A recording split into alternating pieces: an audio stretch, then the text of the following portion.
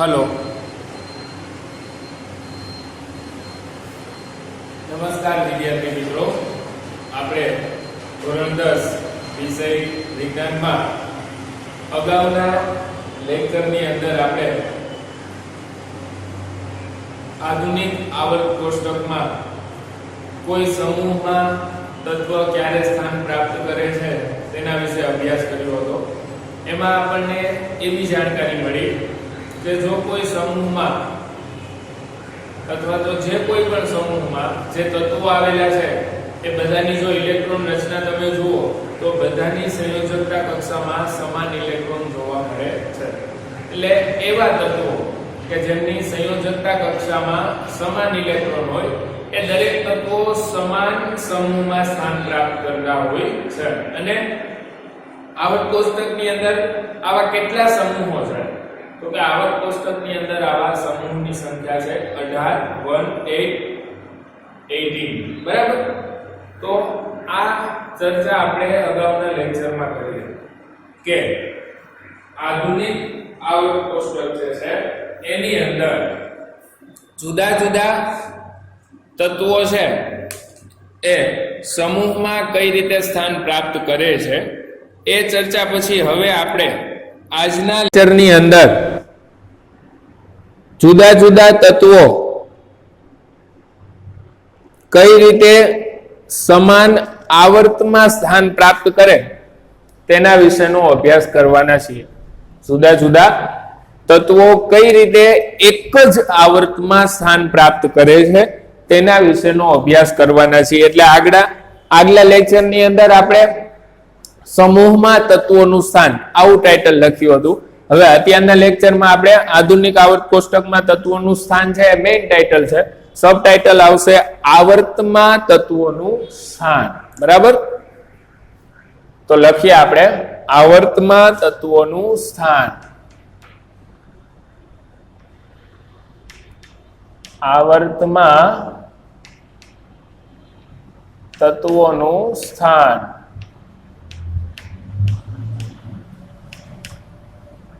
આપણે અગાઉના લેક્ચરની અંદર જે નોંધ લખી હતી એમાં સમૂહમાં તત્વોનું સ્થાનમાં એક બાબત લખતા ભૂલી ગયા હતા કે આધુનિક આવર્ત કોષ્ટકમાં સમૂહની સંખ્યા છે એ 18 છે. બરાબર? એ પહેલો પોઈન્ટ હકીકતમાં લખવો જોઈએ. તમે અત્યારે વિડીયોને પોઝ કરી અને આ પોઈન્ટ છે જે તત્વોનું સ્થાન સમૂહમાં તત્વોનું સ્થાન હતું. બરાબર? એમાં એક પોઈન્ટ આગળ પેલો જ એડ કરી દેજો કે આધુનિક આવર્ત કોષ્ટકમાં સમૂહની સંખ્યા 18 છે. એ લખીએ કે આધુનિક આવર્ત કોષ્ટકમાં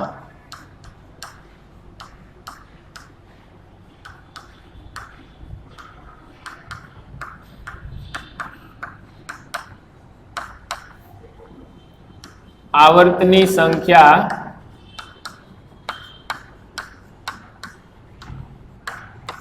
7 છે. 07. આધુનિક આવર્ત કોષ્ટકમાં આવર્તની સંખ્યા છે એ છે 7. હવે તો કે કોઈ પણ તત્વ કોઈ ચોક્કસ સમૂહની અંદર જે રીતે સ્થાન પ્રાપ્ત કરતો હતો એવી જ રીતે કોઈ પણ તત્વ કોઈ આવર્તમાં ક્યારે સ્થાન પ્રાપ્ત કરે તો કોઈ પણ તત્વ આવર્તમાં ક્યારે સ્થાન પ્રાપ્ત કરશે એના માટે થઈ અને તમારે ફરી પાછું ઇલેક્ટ્રોન રચના ઉપર આવવું પડશે.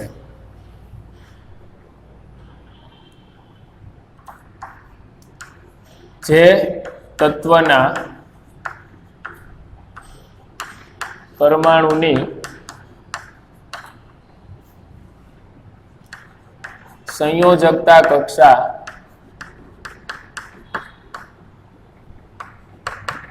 એટલે છેલ્લી કક્ષા. બરાબર? જે તત્વના પરમાણુની સંયોજકતા કક્ષા એટલે કે છેલ્લી કક્ષા સમાન હોય તે તત્વો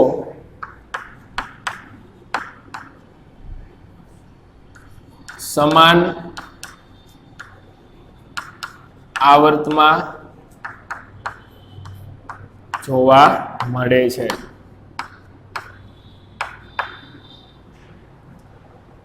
કેટલા ઇલેક્ટ્રોન છે છેલ્લી કક્ષામાં એ મહત્વનું નથી. મહત્વનું એ છે કે છેલ્લી કક્ષા સમાન હોવી જોઈએ. એટલે કે એવા પરમાણુઓ કે જેમાં છેલ્લી કક્ષા ત્રીજી હોય તો એ બધા પરમાણુઓ એક જ આવર્તમાં સ્થાન પ્રાપ્ત કરશે. બરાબર? તો અહીંયા આપણે ઉદાહરણ લખશું કે દાખલા તરીકે જે તત્વોમાં સંયોજકતા કક્ષા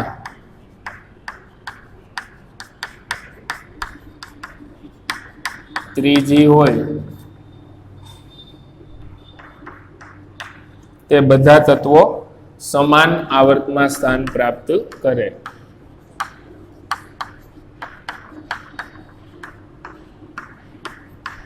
તે બધા જ તત્વો સમાન આવર્તમાં જ આવેલા હોય છે.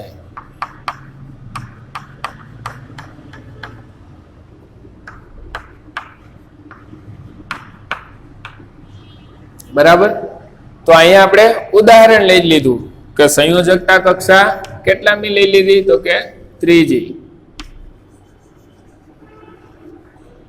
તો સંયોજકતા કક્ષા ત્રીજી એટલે કે એક સમાન થઈ ગઈ, નહીં પહેલી નહીં બીજી, માત્ર એક જ ત્રીજી. તો એવા જેટલા પણ તત્વો હશે એ બધા જ તત્વો સમાન આવર્તમાં આવેલા હોય. તો અહીંયા આપણે એ જ પોઈન્ટ લખ્યો છે ઉપરનો જ કે સંયોજકતા કક્ષા સમાન હોય તો તે બધા જ તત્વો છે એ એક જ આવર્તની અંદર આવેલા તમને જોવા મળશે. બરાબર?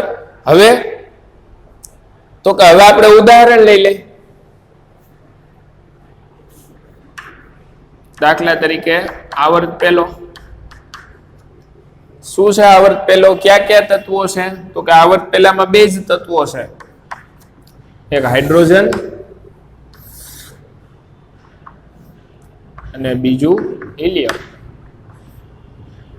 તો આ બંને તત્વોની ઇલેક્ટ્રોન રચના લખો એટલે તમને ખ્યાલ આવશે. જુઓ, હાઇડ્રોજનની ઇલેક્ટ્રોન રચના,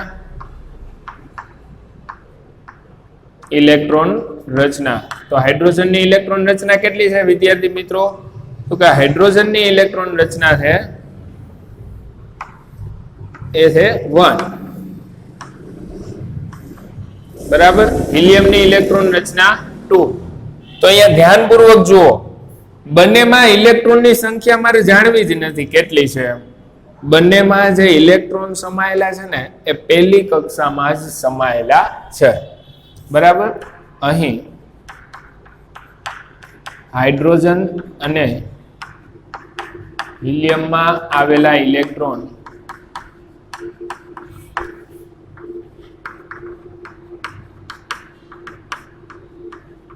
પહેલી કક્ષામાં રહેલા છે.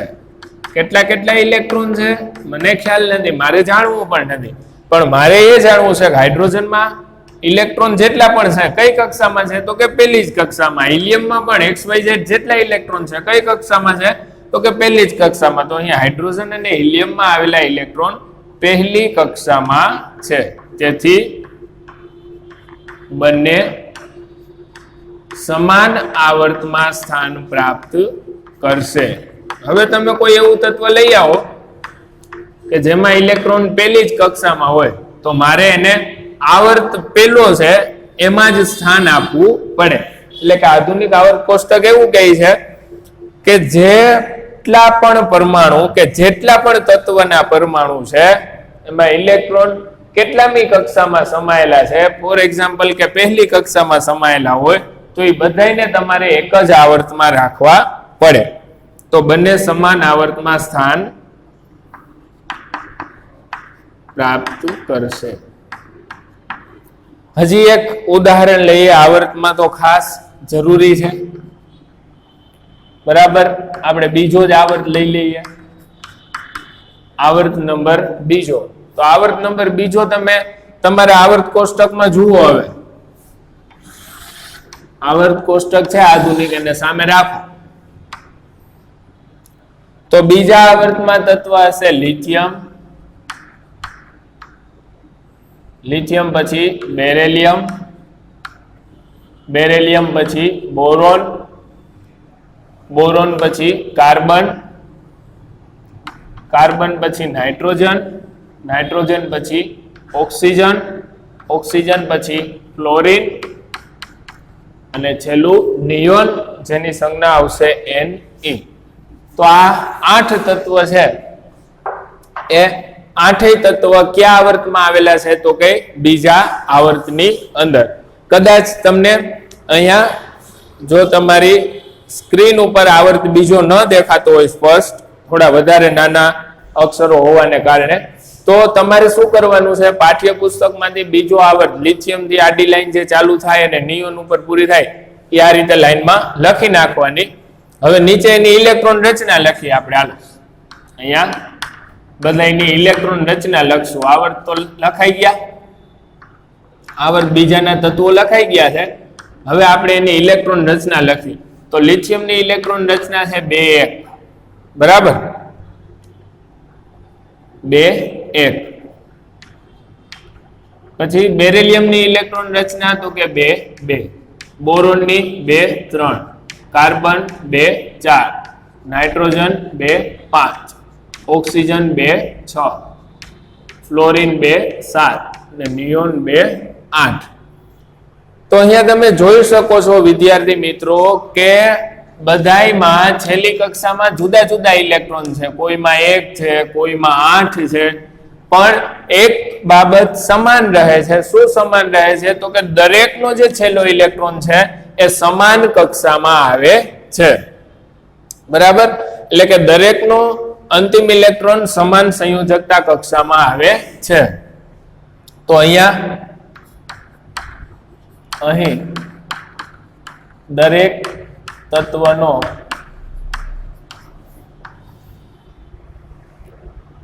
ઇલેક્ટ્રોન છે અથવા અંતિમ ઇલેક્ટ્રોન એટલે કે સંયોજકતા ઇલેક્ટ્રોન, સંયોજકતા ઇલેક્ટ્રોન બીજી કક્ષામાં આવે છે.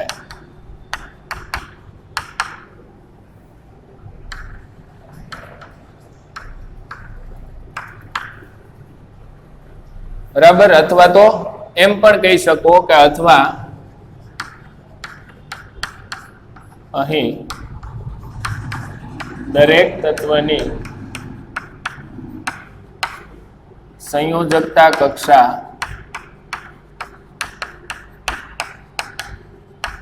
બીજી છે.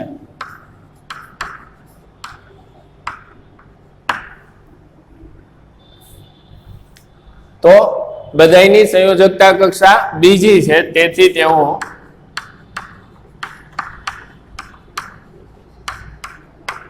સમાન આવર્તમાં સ્થાન પ્રાપ્ત કરે છે.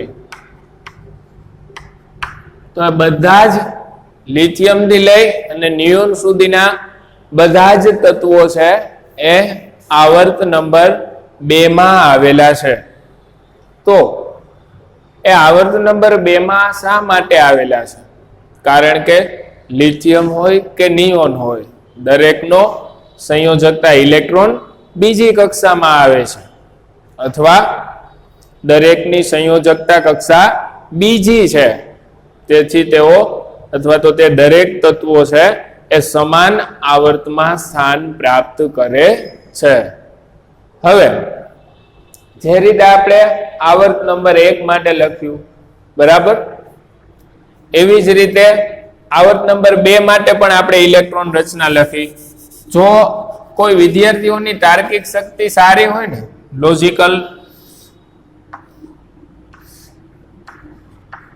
પાવર સારો હોય, બરાબર, તો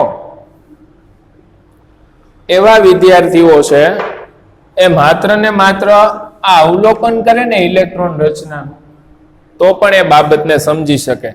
કે અહીંયા ઇલેક્ટ્રોન છે એ પહેલી કક્ષામાં સમાયેલા હતા, બરાબર ને? તો એમનો એક આવર્ત થયો. પછી બીજી કક્ષામાં ઇલેક્ટ્રોન આવતા હોય તો એમનો અલગ આવર્ત. ત્રીજી કક્ષામાં જો છેલ્લે છેલ્લે ઇલેક્ટ્રોન ભરાતા હોય તો એમનો પણ અલગ આવર્ત થઈ જાય. એટલે નવો આવર્ત ક્યારે બને? તો કે નવી કક્ષા ઉમેરાય ત્યારે. આવર્ત બદલાય એમ કક્ષા બદલાય છે, બરાબર?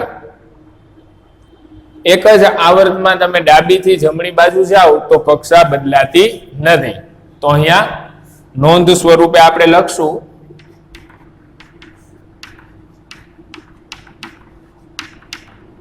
કે એક જ આવર્તમાં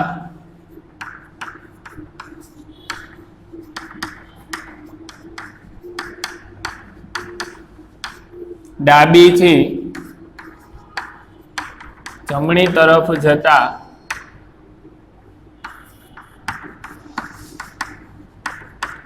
કક્ષા બદલાતી નથી.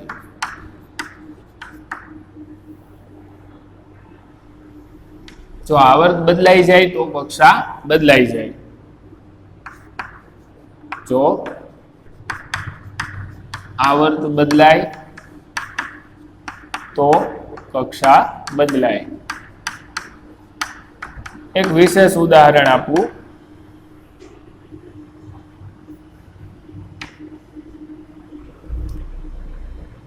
શું છે વિશેષ ઉદાહરણ?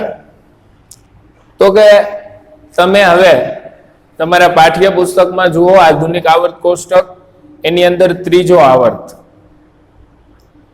ત્રીજા આવર્તની અંદર તમને શરૂઆતનું કયું તત્વ જોવા મળે છે? તો કે સોડિયમ, બરાબર?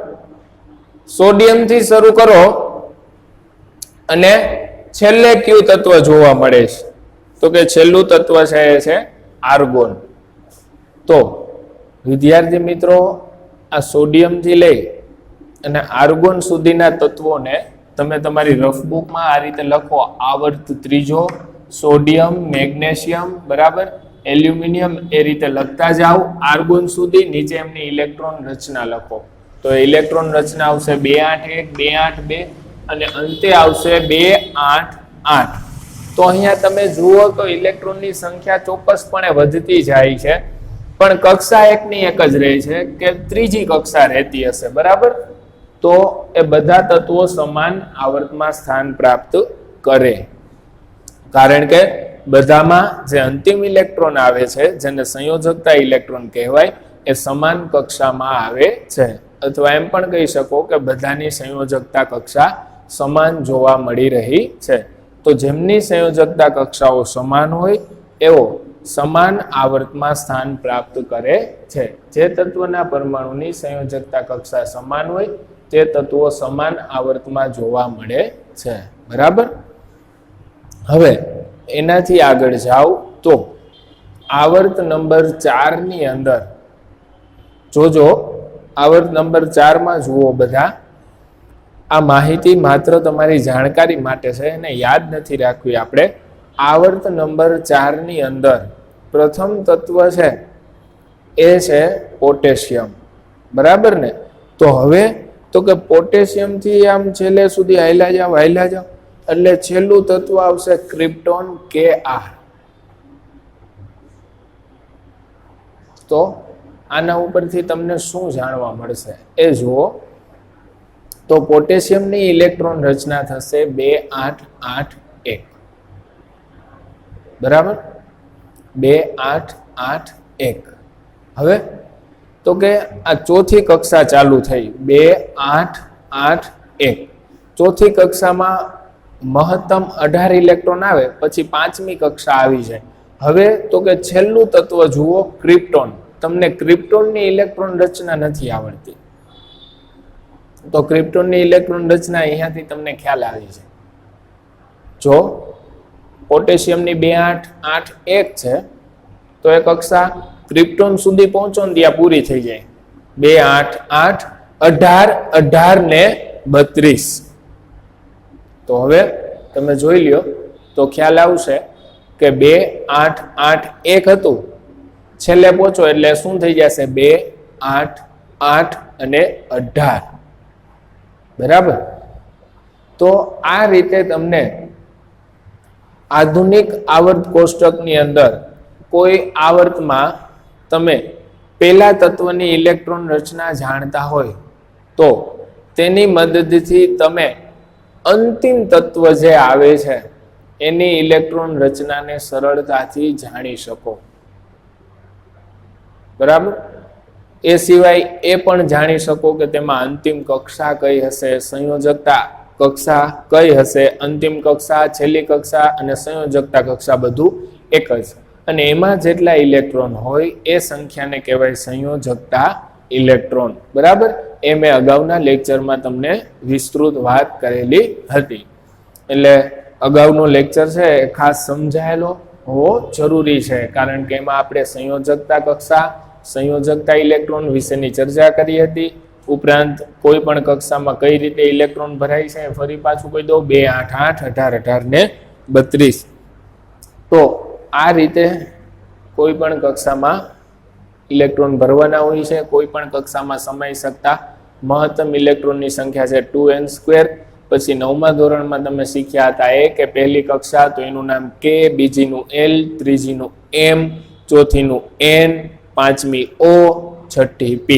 આ રીતે કક્ષાના નામ પણ આપેલા છે. આપણે 9મા ધોરણમાં 4 નામ આપ્યા હતા, K, L, M અને N. બરાબર. ઉપરાંત તમારે અહીંયા એક બીજી બાબત યાદ રાખવાની છે કે જુદા જુદા આવર્તમાં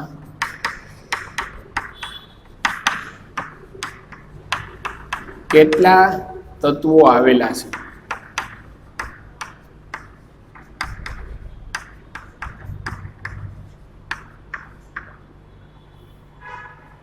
આપણી પાસે કુલ 7 આવર્ત છે. બરાબર ને. તો એ જુદા જુદા આવર્તની અંદર કેટલા તત્વો આવેલા છે.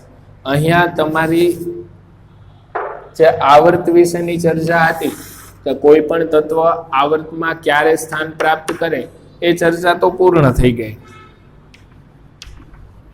હવે એક અગત્યની બાબત કે જુદા જુદા આવર્તમાં કેટલા તત્વો આવેલા છે એ તમારે યાદ રાખવાનું છે. એ શોર્ટ ક્વેશ્ચનમાં પૂછી શકાય એવી બાબત છે. તો અહીંયા લખશું આપણે આવર્તનો ક્રમ અને એની બાજુમાં લખશું આપણે તત્વોની સંખ્યા. બરાબર. તો આવર્તનો ક્રમ તો કે ક્રમ નંબર 1. આવર્ત નંબર 1 માં કેટલા તત્વો છે? તો જુઓ, આવર્ત નંબર 1 માં 2 તત્વો છે. ક્યાં 2 તત્વો છે? તો કે હાઇડ્રોજન ને હિલિયમ. આવર્ત નંબર 1 ની અંદર માત્ર 2 જ તત્વો છે. આવર્ત બીજાની અંદર તત્વો છે લિથિયમ થી લઈને નિયોન સુધીના 8 તત્વો. બરાબર. આવર્ત નંબર 3 કે જેમાં છે સોડિયમ થી લઈને આર્ગોન સુધીના 8 તત્વો. ત્યાર પછી પોટેશિયમ થી લઈને ક્રિપ્ટોન સુધીના 18 તત્વો. ચોથા આવર્તમાં તત્વોની સંખ્યા છે 18. ત્યાર પછી 5મો આવર્ત. તો 5મા આવર્તમાં પણ તત્વોની સંખ્યા એટલી જ છે 18. ત્યાર પછી આવર્ત નંબર 6, છઠ્ઠો આવર્ત છે, એમાં તત્વોની સંખ્યા છે 32. બરાબર. અને હવે છેલ્લો આવર્ત 7મો આવર્ત. 7મા આવર્તની અંદર તત્વોની સંખ્યા છે 32 એટલે કે 32. બરાબર. તો આ તમને શોર્ટ ક્વેશ્ચનની અંદર પૂછાઈ શકે છે કે જુદા જુદા આવર્તમાં આવેલા તત્વોની સંખ્યા કેટલી છે. તો આના માટે તો તમારે આવું સૂત્ર બનાવી લેવું જોઈએ, 2, 8, 8, 18, 18, 32. બરાબર. તમને કોઈ પણ આવર્તનું પૂછ્યું, અહીંથી ગણતું જવાનું. તમને એમ પૂછ્યું કે આવર્ત નંબર 5 માં કેટલા તત્વો આવેલા છે, તો પેલા લખી નખાય 2, 8, 8, 18, 18, 32, 32. પછી ગણી લેવાય 1, 2, 3 4 ને 5 તો પાંચમું ક્યાં આવે છે તો કે 18 પાસે એનો મતલબ આવર્ત નંબર 5 ની અંદર કેટલા તત્વો આવેલા છે તો કે આવર્ત નંબર 5 ની અંદર આવેલા છે 18 તત્વો બરાબર અને હવે સમૂહના તત્વો નથી યાદ રાખવાના પાછા એ ક્યાંય આવું કોષ્ટક બનાવીને બેસતા નહીં કુલ તત્વો કેટલા તો આપણે આનો સરવાળો કરી લઈએ તો ખબર પડી જાય કે આધુનિક આવર્ત કોષ્ટકમાં કુલ કેટલા તત્વો ગોઠવેલા છે બરાબર તો 20 ને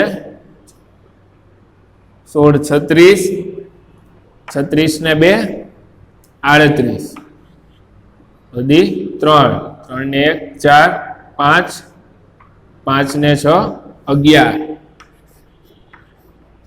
તો આવર્ત કોષ્ટકમાં કુલ કેટલા તત્વો ગોઠવેલા છે વિદ્યાર્થી મિત્રો તો કે આવર્ત કોષ્ટકમાં કુલ 118 તત્વો ગોઠવેલા છે કઈ રીતે ગોઠવેલા છે શું કાંઈ એ માહિતી આપણે આધુનિક આવર્ત કોષ્ટક વિશે શીખ્યા હતા પછી કોઈ તત્વ સમૂહમાં કઈ રીતે સ્થાન પ્રાપ્ત કરે છે આ લેક્ચરની અગાઉના લેક્ચરમાં અને કોઈ તત્વ આવર્ત એટલે કે આડી હરોળ બરાબર આવર્તમાં ક્યારે સ્થાન પ્રાપ્ત કરે છે એના વિશે આજના લેક્ચરમાં શીખ્યા કે આધુનિક આવર્ત કોષ્ટક છે એમાં સમૂહની સંખ્યા હતી 18 એ જ રીતે આવર્તની સંખ્યા છે 7 આધુનિક આવર્ત કોષ્ટકમાં જો સંયોજકતા ઇલેક્ટ્રોનની સંખ્યા સમાન હોય તો તે તત્વ સમાન સમૂહમાં સ્થાન પ્રાપ્ત કરે એ જ રીતે સંયોજકતા કક્ષા સમાન હોય તો તે તત્વો સમાન આવર્તમાં સ્થાન પ્રાપ્ત કરે છે દાખલા તરીકે જે તત્વોમાં સંયોજકતા કક્ષા ત્રીજી જોવા મળતી હોય તો એ બધા તત્વોનો સમાન આવર્ત હોય એ જ રીતે જો સંયોજકતા કક્ષામાં 3 ઇલેક્ટ્રોન જોવા મળતા હોય તો એ બધા તત્વોનો સમાન સમૂહ હોય બરાબર પછી આપણે ઉદાહરણ લીધું ઉદાહરણ જો સમજાશે તો આવર્તમાં તત્વ કઈ રીતે સ્થાન પ્રાપ્ત કરે છે સમૂહમાં કઈ રીતે સ્થાન પ્રાપ્ત કરે છે ક્યારેય નહીં ભૂલાય હંમેશા આવડશે એક વ્યવસ્થિત સમૂહ યાદ હોવો જોઈએ ને એક વ્યવસ્થિત આવર્ત યાદ હોવો જોઈએ એટલે આપણને એના ઉપરથી જોઈને જ લખતા આવડે ફોર એક્ઝામ્પલ કે મને પહેલો આવર્ત યાદ છે હાઇડ્રોજન ને હિલિયમ ને એની ઇલેક્ટ્રોન રચના આવડે છે હાઇડ્રોજન ની 1 ને હિલિયમ ની 2 તો હવે હું જોઈ લઈશ કે અહીંયા બધામાં ઇલેક્ટ્રોન છે જે પહેલી જ કક્ષામાં સમાયેલો છે એટલે જેમાં સંયોજકતા કક્ષા સમાન હોય એ સમાન આવર્તમાં સ્થાન પ્રાપ્ત કરે વાર્તા પૂરી પછી સમૂહનું યાદ રાખવું હોય તો હાઇડ્રોજન લિથિયમ સોડિયમ પોટેશિયમ 4 ની ઇલેક્ટ્રોન રચના લખી નાખવું તો જોવા મળે કે જેમાં સંયોજકતા ઇલેક્ટ્રોનની સંખ્યા બધામાં 1 છે તો જેમાં સંયોજકતા ઇલેક્ટ્રોનની સંખ્યા સમાન હોય એ બધાય સમાન સમૂહમાં સ્થાન પ્રાપ્ત કરતા હોય તો અહીંયા હાઇડ્રોજન અને હિલિયમમાં આવેલા ઇલેક્ટ્રોન પહેલી કક્ષામાં છે એટલે બે પહેલા આવર્તમાં સ્થાન પ્રાપ્ત કરશે પછી આવર્ત બીજો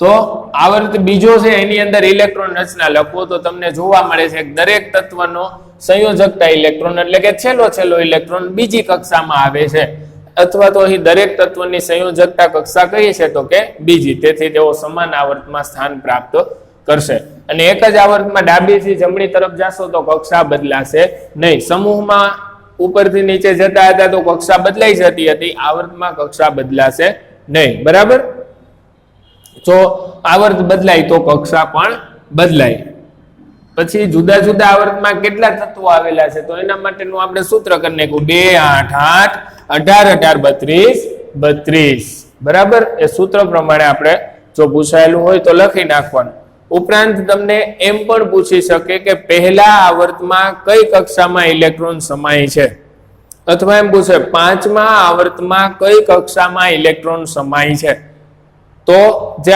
આવર્તનો ક્રમ હોય ને એટલામી જ કક્ષામાં ઇલેક્ટ્રોન સમાતા હોય ફોર એક્ઝામ્પલ ચોથો આવર્ત હોય ને તો એનો મતલબ જ એવો છે કે એમાં ચોથી કક્ષામાં ઇલેક્ટ્રોન સમાય છે જો પહેલો આવર્ત હોય તો પહેલી કક્ષામાં ઇલેક્ટ્રોન સમાતા હોય બીજો આવર્ત હોય તો બીજી કક્ષામાં ઇલેક્ટ્રોન સમાતા હોય આ રીતે તમે ઉપરથી નીચે જુઓ તો જેમ જેમ આવર્તનો નંબર છે એ જ રીતે એમાં ઇલેક્ટ્રોન સમાતા હોય છે એટલે કે એ જ કક્ષામાં ઇલેક્ટ્રોન સમાતા હોય છે હું તમને એમ કહું કે કોઈ સમૂહ કોઈ તત્વ પાંચમા આવર્તમાં આવેલું છે આવર્ત નંબર 5 હવે મારે એ જાણવું છે કે એ તત્વમાં છેલ્લો ઇલેક્ટ્રોન કઈ કક્ષામાં ભરાયેલો હશે. તો મેં તમને જવાબ જ આપી દીધો છે કે આવર્ત નંબર 5. તો આવર્ત નંબર 5 એટલે કે 5મા આવર્તમાં એ જ તત્વ હોય કે જેમાં છેલ્લો ઇલેક્ટ્રોન 5મી કક્ષામાં ભરાતો હોય. એટલે બોર્ડ વાળા છે ને આ રીતે ટ્વિસ્ટેડ ક્વેશ્ચન છે ને એ પૂછતા હોય છે. બેઠે બેઠો પ્રશ્ન ના પૂછે તો તમને આવડી જાય.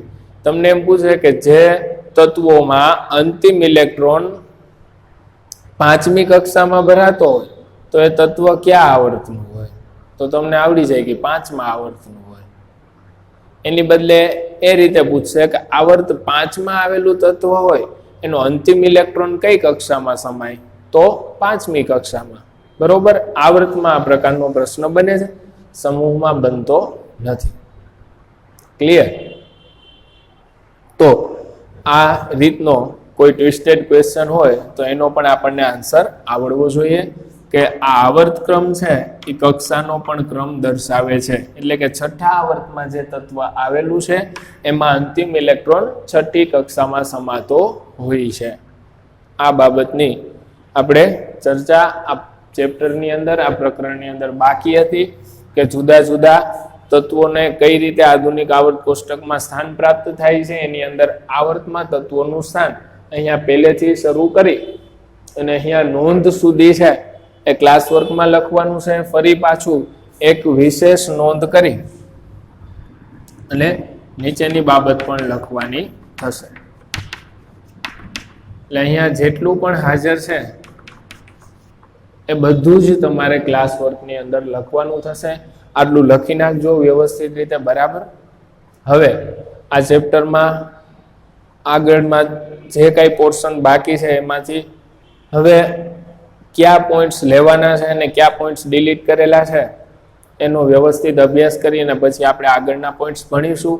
અત્યાર સુધી જેટલું ભણ્યા એ બધી જ બાબત અભ્યાસક્રમમાં છે, એમાંથી કોઈ બાબત ડિલીટ થયેલી નથી, બરાબર. હવે શું ડિલીટ થયેલું છે, શું ડિલીટ થયેલું નથી એ અગાઉના લેક્ચરમાં જણાવીશ અને ત્યાંથી આપણે પાઠને આગળ વધારશું. ત્યાં સુધીમાં તમે ક્લાસ વર્કમાં લખી નાખજો અને એકદમ વ્યવસ્થિત રીતે આધુનિક આવર્ત કોષ્ટક છે એમાં કઈ રીતે તત્વો ગોઠવાય છે એ બાબતને તૈયાર કરી લેજો. ફરી પાછા આપણે નેક્સ્ટ લેક્ચરની અંદર મળીશું.